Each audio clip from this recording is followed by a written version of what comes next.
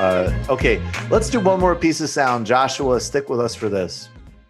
I've been talking a lot about Pepe Mujica recently, of course, along with Lula, along with Hugo Chavez.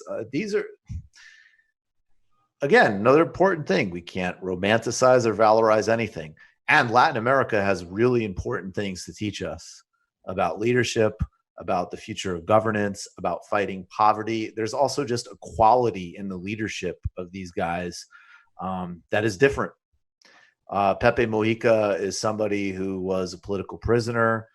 His simplicity as president of Uruguay was a national brand, an international brand, but also an authentic process. And I just want to play the first couple of minutes. This was a project he was involved in 2015 called The Human, the movie. I don't know much about it, but I like what Pepe's saying. If you're listening, you'll have to watch this because it's with subtitles. We'll play a couple of minutes of this. Soy José Mujica,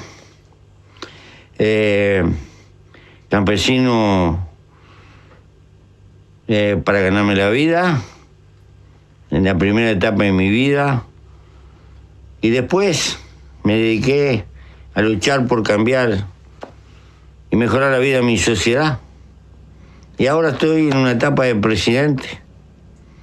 Y mañana, como cualquier hijo de vecino, seré un montón de gusano que se va. Tuve algunos inconvenientes, varias heridas, unos cuantos años de cárcel. En fin, cosas de rutina en quien se mete a transformar el mundo. Sigo vivo por milagro y por encima de todas las cosas amo la vida. Quisiera llegar al último viaje como quien llega a un mostrador y le pide al dueño del bar sirva otra vuelta. Lo diferente es que nuestra forma de vivir, nuestros valores son la expresión media de la sociedad que nos toca vivir. Y nos aferramos a eso. Pero no ahora por ser presidente.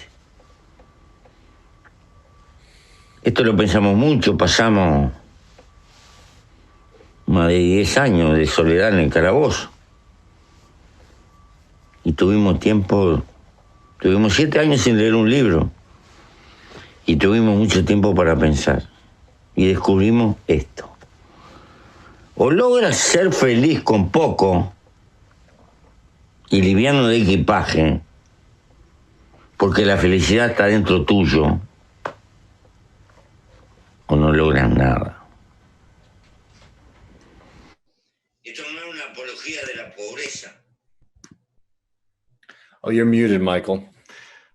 Yeah, special, really, really special figure there. There's a lot to chew on. And I know that there's something in the approach because part of this is intuitive. Like Lula hits me as being really important, or Joshua and I become great friends. And I know like these are really important conversations. I know that there's something in Jose Mujica, the political, the philosophical, the ecological, that is really, really relevant for an earthiness, a down-to-earthness, a no bullshitness, but also like a serious generosity of spirit that I just want to share and magnify right now. That's it.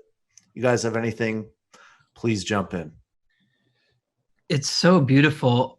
And to be clear, I actually don't know anything about his legacy or politics, but just from that clip, the level of humility is something that I think we can all aspire to, and that all leaders should aspire to. And there's one of the contradictions there that I love is this sense of understanding that you don't matter. You don't matter. And because you don't matter, you can step into your agency, and it means that your actions really do matter. Like that there's that once you realize that, as he said, like, I'm just going to be a pile of worms tomorrow, like my particular, like leaving a legacy that's associated with my, like it's going to be gone. So therefore, where do I find meaning and agency? I find meaning by giving myself to humanity, and that means that I can have a tremendous impact, and that's what makes me matter. And so when we realize that we don't matter, it gives us purpose, meaning, and that's what makes us matter, if that makes sense. And I just love that. I also love his style of humility clearly comes from struggle. You know, like he mentioned how he was in the hole and how he was in prison, but I knew it just from the way that he spoke, from the way, you know, that there's, and I think that that's my gauge for whether or not I trust someone in leadership, is whether or not they have that humility. Is do they think, you know, like there's this another way of framing the contradiction that I'm kind of dancing around of the mattering not mattering thing, is to say that, like, to not, if in order to take ourselves and the impact that we have on the world seriously, we need to stop taking our egos so seriously. And so I love how he holds both of those things. It's inspiring. And he's really, I mean, one of the things I'll just add, and please you guys jump in, like just two. One is, it's actually, there's an idea from the Kabbalah, which, you know, again, could apply of like, you know, and, you know, don't get don't get too literalistic about the imagery, but the idea is like one half of a human being has like a guardian angel. It's like your life is just of unparalleled importance, that it gets like personal attention from the most powerful elements of the universe and that cosmology. And then on the other hand, you're just dust, and it's completely irrelevant. And that you have to walk in between those two realities in order to sort of like properly cultivate yourself. So it reminded me of that. And also, you know, in this, I mean, his politics, you know, he was a pink-tied center-left leader. He radically cut poverty in Uruguay. He did some good environmental things. He, you know, worked within the limits of where things were, which is what they all did. He probably did it, you know, more in sort of open dialogue about like, hey, we're opening these shopping centers, but I think the shopping centers suck, you know, but we're doing it because got to grow the economy. But he, in this documentary that everybody should watch on Netflix if they can, called The Life Supreme, like A Supreme Life, Pepe Mujica, he has this really like, yeah, he's on his farm, he's hanging out with he has a 3-legged dog, he has his wife, he's doing all this political work. He's also like, you know, he also, some guy criticizes him for a housing project he does at a bar, and Pepe loses it with him and is just like, get the fuck out of my face, you're a pussy. And it's like super likable. And what he went to jail for was he was a guerrilla fighter fighting against a military dictatorship. And clearly, like, these are very humanitarian oriented people. They're not looking to hurt innocent civilians or anything like that, obviously. And he has a huge amount of care for life. And then on the other hand, he's like, I'm paraphrasing, but he's like, robbing a bank is like the most amazing feeling. He's like, you have a gun, everybody listens to what you're saying. And he just like, yeah, like robbing a bank is awesome. When I was like a guerrilla fighter, that was super fun.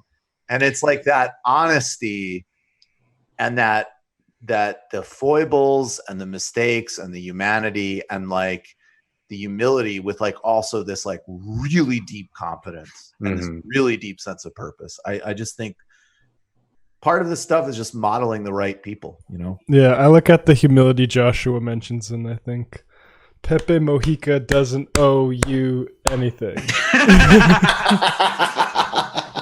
What strikes me about him there, and this is a cliche because it's true, which is that humility doesn't mean thinking less of yourself. It just means thinking of yourself less. Yes. Right.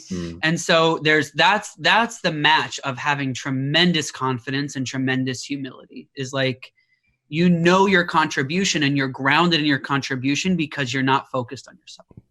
But has he had snake emojis too? Yeah, sorry, exactly. I'm sorry. I'm Pepe Mujica. I was going to serve Uruguay and cut poverty by 80%, but there was an emoji I didn't like. So I will go back to the farm and engage in self-care. That's amazing. I love that. It works for absolutely everything, including, by the way, people who have like all the right in the world. Like Lula is in quarantine, putting out videos. Like, we'll talk about it more next week, but like the left parties are actually finally uniting. They're going to really try to remove Bolsonaro from office like now. Like Lula's coordinating strategies, putting out Facebook videos being like, doesn't matter what the government says, you need to stay in. He's advocating for like a Brazilian UBI. Like he's doing, and like he would totally be within his rights to be like, you know what? I got 30 million out of poverty. I've been 2 times a political prisoner. My grandson passed away. I'm over 74 years old. I think I'd like to have a little self-care. No. It's funny how that works. Sure. Someone else like, I created the CPFB and I should be president. I'm done. You got anything you want to add on Pepe, David? I mean, in a little bit different vein. Yeah, just real quick.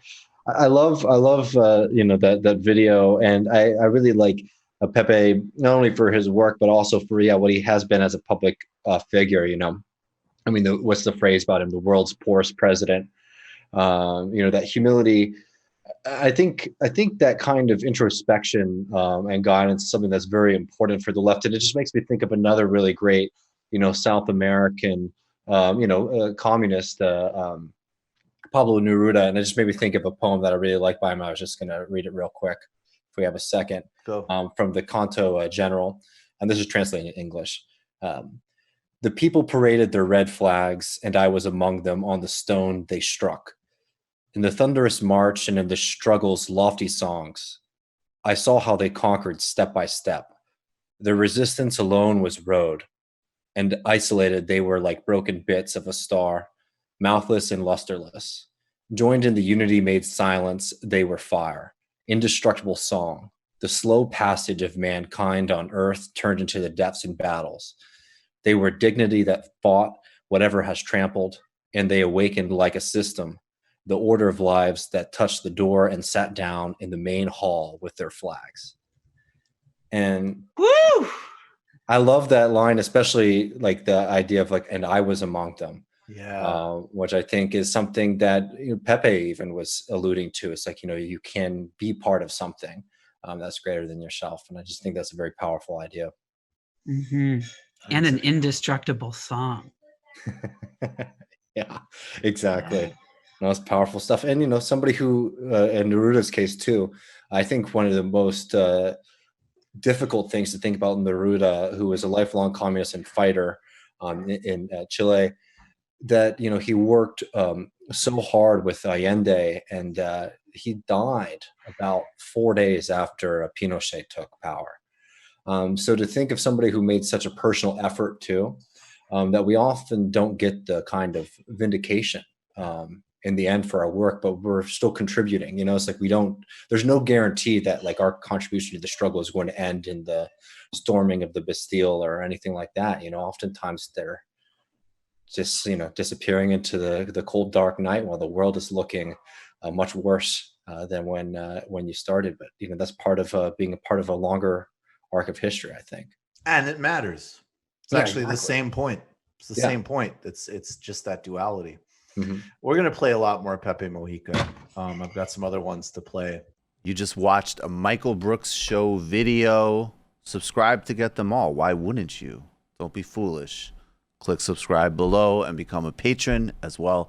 Patreon.com/TMBS. Thanks, everybody.